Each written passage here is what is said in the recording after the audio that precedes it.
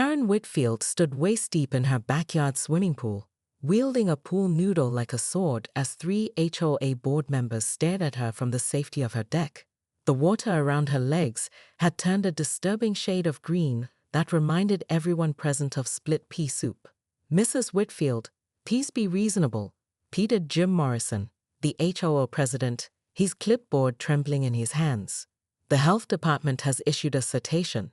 Your pool is breeding mosquitoes that are carrying West Nile virus. Over my dead body."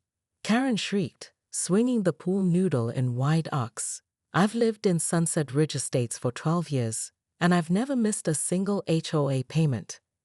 This is my pool, on my property." The absurdity of the situation wasn't lost on anyone. Karen, a 52-year-old former PTA president with perfectly coiffed blonde hair now dripping with algae water, had barricaded herself in her own pool rather than comply with the emergency health order. What had started as a simple request to drain and clean the neglected pool had escalated into a neighborhood crisis. "Karen, honey," called out Margaret Chen, the HOA secretary, "we're not asking you to get rid of the pool. We just need you to clean it. The mosquito situation is getting out of hand." "Don't you honey mean Margaret?" Karen spat, her voice echoing across the development.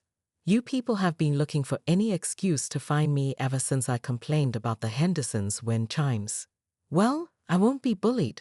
The truth was more complicated than Karen's paranoid accusations. 3 weeks ago, she received a routine HOA notice about pool maintenance after several neighbors complained about the smell and the increasing mosquito population. Karen had crumpled up the notice and thrown it in the trash, muttering about neighborhood Nazis and property rights. But the situation had spiraled where the local health department got involved. The stagnant water had become a breeding ground for disease-carrying insects, and with summer heat intensifying, the problem couldn't be ignored. When Karen received the official health citation, she'd snapped. "I'm calling the police," Jim announced, pulling out his phone. "Go ahead," Karen yelled back. "I'm not doing anything illegal. I'm standing in my own pool." "Actually," Margaret said nervously, "you're violating a public health order. That's technically." "I don't care what it's technically," Karen interrupted. "I know my rights. This is America, not some communist country where the government tells you what to do with your swimming pool." As if on cue, the sound of sirens filled the air. Karen's eyes widened as she realized her neighbors were serious about calling the authorities. But instead of backing down, she gripped her pool noodle tighter and planted her feet more firmly on the pool's slimy bottom.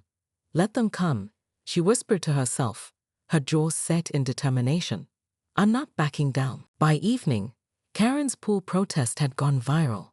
#PoolKaren was trending on social media, with millions of views and thousands of comments ranging from supportive to savage. Memes featuring Karen's defiant stance were already circulating, and someone had even created a remix of her "Over My Dead Body" declaration. Karen herself was unaware of her internet fame. She'd been standing in the increasingly cold water for 8 hours, and hypothermia was becoming a real concern. Her lips had turned blue, and she was shivering uncontrollably, but her stubborn pride kept her rooted in place. "Mrs. Whitfield, please," Dr. Mitchell called out. "You're putting yourself at serious risk. The water temperature is dropping, and you're showing signs of hypothermia." "I'm fine," Karen stuttered through chattering teeth. She wasn't fine. Her legs felt like lead, and she was having trouble focusing. But the crowd had grown to over 200 people, including protesters who'd driven from across the state to support her stand against government overreach. Someone had even brought a food truck. The situation took a dramatic turn when Governor Patricia Hayes held an emergency press conference. "The situation in Sunset Ridge Estates represents a clear threat to public health," the governor announced. "I am authorizing the deployment of National Guard personnel to assist with the safe resolution of this crisis." Karen's jaw dropped. She'd watched the press conference on someone's phone held up at the crowd's edge. The National Guard? For her pool? "This is insane," she whispered to herself. Absolutely insane. But it was too late to back down now. The arrival of military personnel would only validate her claims about government overreach, wouldn't it? She'd become a symbol of resistance, whether she'd intended to or not. An hour later, the rumble of military vehicles filled the quiet suburban street. 3 National Guard trucks parked outside Karen's house, and uniformed soldiers began setting up a perimeter. The crowd pressed closer, phones recording every moment. Colonel James Patterson, the unit commander, approached the pool area with Dr. Mitchell and Sergeant Williams. Karen had never seen so many people in her backyard, and the surreal nature of the situation was finally starting to sink in. "Mrs. Whitfield," Colonel Patterson called out, his voice carrying the authority of someone accustomed to being obeyed. "I'm Colonel Patterson with the National Guard. We're here to assist with your safe removal from the pool." Karen's heart was pounding. The man's tone was respectful but firm, and she could see the concern in his eyes. For the first time since the standoff began, she felt genuinely afraid. "I'm not a terrorist," she said quietly. "I'm just a homeowner who doesn't want to be bullied by her HOA. "I understand that, ma'am. But this situation has escalated beyond property rights. We need to resolve this safely." The weight of what she'd triggered began to crush down on Karen. National Guard trucks, hundreds of spectators, viral videos, and all because she'd refused to clean her pool. What had started as a simple act of defiance had spiraled into something she could never have imagined. "What happens if I come out?" she asked, her voice barely audible above the crowd noise. "You'll be checked by medical personnel, and we'll work out the pool situation with the health department," Colonel Patterson replied. "But Mrs. Whitfield, you need to come out now. This can't continue." Karen looked around at the faces staring back at her. Neighbors, strangers, reporters, soldiers. She'd wanted to make a point about property rights and personal freedom, but somewhere along the way, she'd lost control of her own story. The question was, how could she end this with any dignity intact? By noon, Karen's backyard had transformed into a media circus. 3 news vans lined Maple Drive. Reporters thrust microphones toward anyone willing to comment, and a helicopter circled overhead capturing aerial footage of the pool standoff, as Channel 7 had dubbed it. Karen had been standing in the fetid water for over 3 hours now, her defiance unwavering despite the growing crowd of onlookers.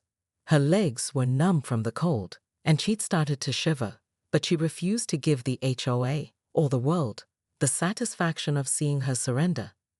This is Jessica Martinez with Channel 7 News, reporting live from Sunset Ridge Estates, where a homeowner has barricaded herself in her own swimming pool, rather than comply with a health department order, the reporter announced to her camera crew.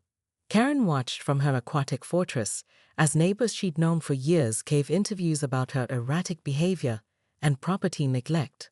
The betrayal stung more than the cold water seeping through her clothes. "She used to be such a lovely person," Mrs. Peterson told the camera, shaking her head sadly. "But since her divorce, she's become increasingly hostile toward the community. I don't know why she won't just drain the pool," added Tom Bradley from 2 houses down. "We're all concerned about the mosquito problem.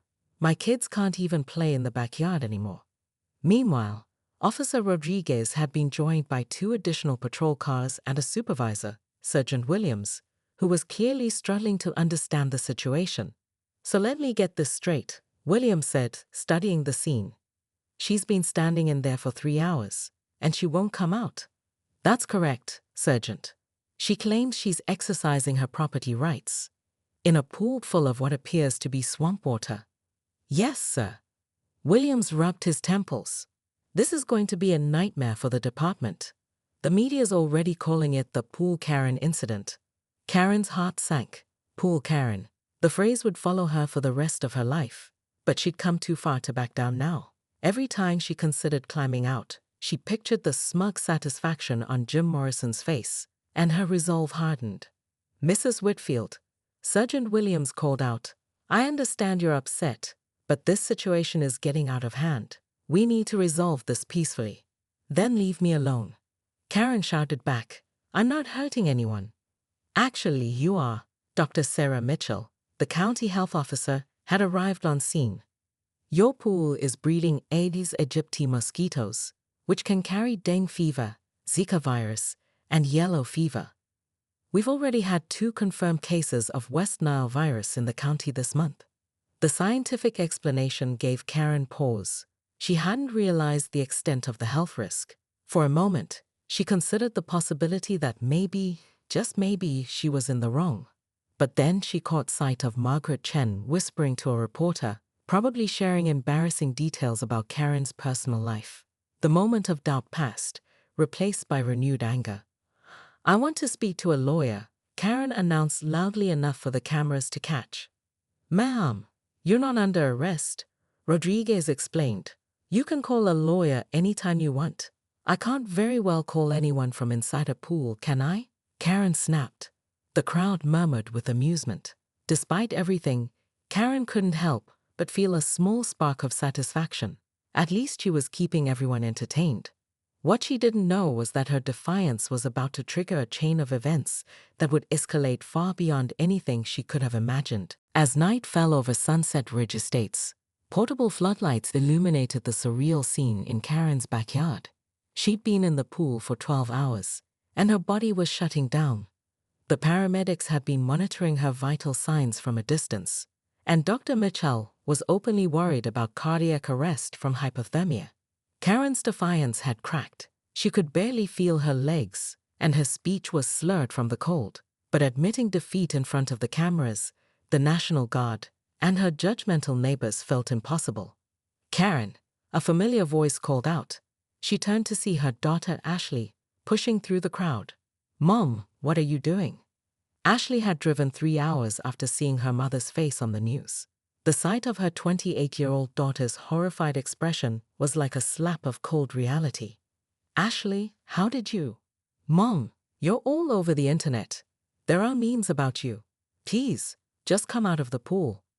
For the first time in 12 hours, Karen's resolve completely crumbled. Seeing her daughter's embarrassment and concern broke through the wall of stubborn pride that had sustained her throughout the day. "I can't," Karen whispered. "I've made such a fool of myself. Everyone's watching." "I know, Mom, but staying in there isn't going to fix anything. You could die." Colonel Patterson overheard the exchange.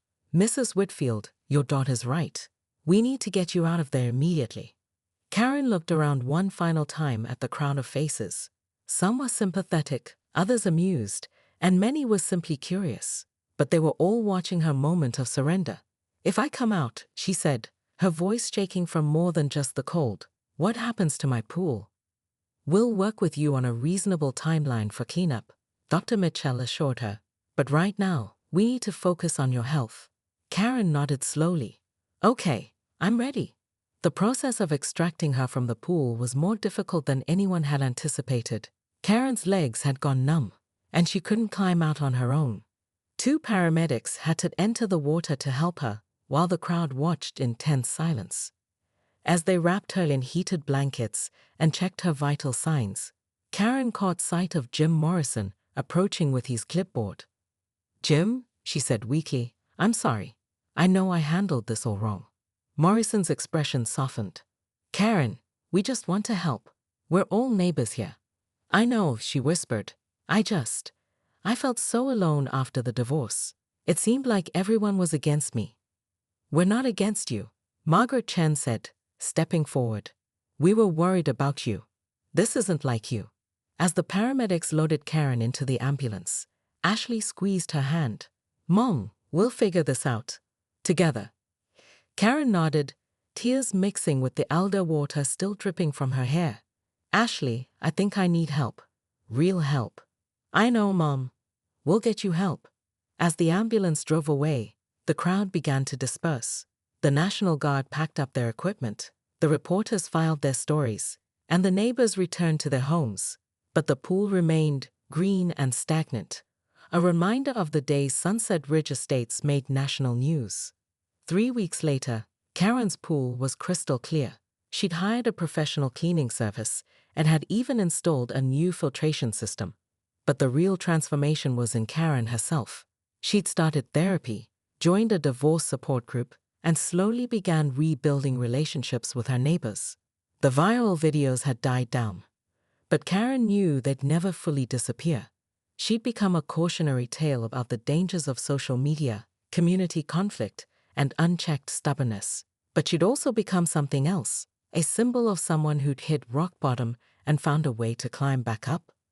Standing by her sparkling pool one evening, Karen wondered if she'd ever fully understand what had driven her to make such a spectacle of herself. But maybe that was okay. Maybe the important thing was that she'd learned from it and was trying to do better. The question that lingered, however, was whether her neighbors would ever fully forgive her, and whether she'd ever fully forgive herself for the day she became Pool Karen to the world. Officer Rodriguez arrived at the scene, expecting a routine HOA dispute. Instead, he found a middle-aged woman standing defiantly in a pool that looked like it could spawn its own ecosystem, surrounded by a growing crowd of neighbors recording everything on their phones. "Ma'am, I'm going to need you to step out of the pool," Rodriguez called out, his hand resting on his radio. "You're in violation of a public health order." Karen's response was to sink deeper into the murky water until only her shoulders and head were visible. "Am I under arrest, officer?" "Not yet, but..." "Then I'm staying put," she declared. "This is my property, and I'm not breaking any laws." Rodriguez sighed. In 15 years of police work, he'd never encountered anything quite like this. "Mrs. Whitfield, the health department has determined that your pool poses a public health risk. You need to cooperate." "Public health risk?" Karen's voice cracked with indignation. "I'll tell you what's a public health risk. It's people like Margaret Chen over there who lets her cat defecate in everyone's flower beds." "Hey," Margaret protested. "Mr. Whiskers is an indoor cat." "Indoor my foot?" Karen shot back. "I see him stalking Mrs. Peterson's bird feeder." The crowd was growing larger by the minute. What had started as a few concerned neighbors had turned into a full-blown spectacle. Children pressed their faces against fence slats. Elderly residents emerged from their houses in bathrobes, and someone had even set up a folding chair to watch the drama unfold. "This is insane," muttered Bob Henderson, the HOA treasurer. "All she has to do is drain the pool and clean it. Why is she being so stubborn?" But Karen's defiance ran deeper than simple stubbornness. For months, she'd felt increasingly isolated in the neighborhood. Her divorce had been finalized 6 months ago. Her adult children rarely visited, and she'd begun to see the HOA's legitimate concerns as personal attacks on her independence. Officer Rodriguez, Jim Morrison approached with his clipboard. "We have documentation of multiple violations. The pool has been in this condition for over a month."